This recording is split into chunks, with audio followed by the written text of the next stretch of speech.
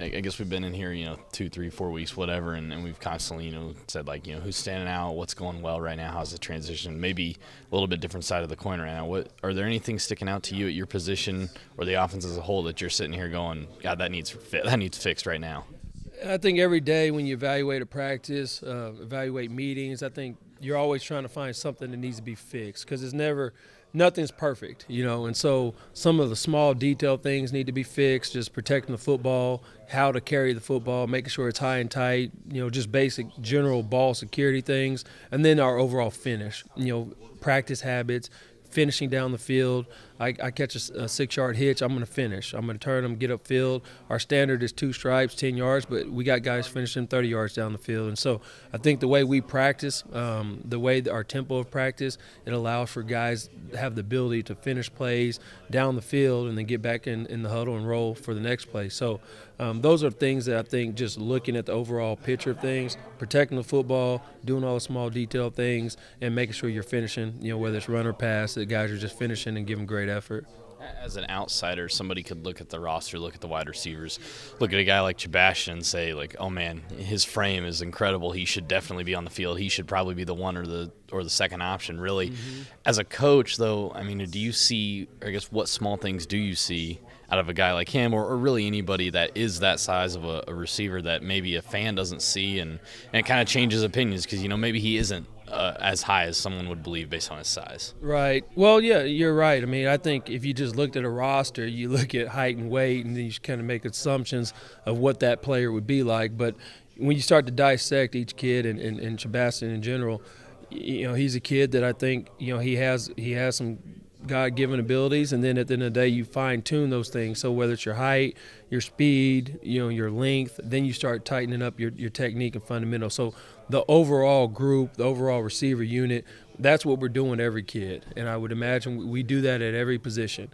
You're trying to get these guys technique sound, fundamentally sound, and then their athleticism can then take over. So especially at receiver, we have athletes at that spot. There's guys that have different skill sets. Now I allow them to go be an athlete, go naturally be an athlete, but here's how you do it within the scheme of what we do, and then fundamentally and technique. If you have good fundamentals and technique, that's what's going to take you over the top, on top of your athleticism. So he has that. A lot of those guys in the room have good athleticism, but me, you're always the average fan. They don't see all the behind the scenes. They don't see the meeting rooms. They don't get an opportunity to see all those little things are taking place. And so you tie on nutrition, you tie on strength and conditioning. There's a lot of little things that come into play to be an elite athlete.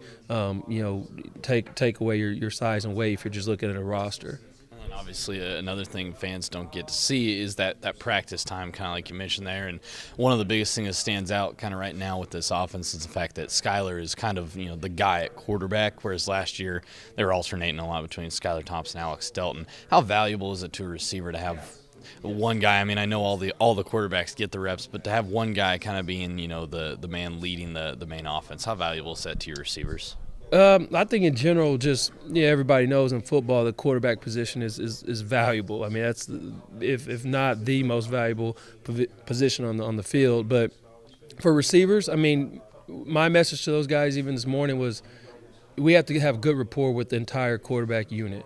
And so if receivers and quarterbacks can mesh together, and whether it's Skyler or whoever, it doesn't matter to me. I tell guys, look, dude, y'all have to get with the quarterbacks.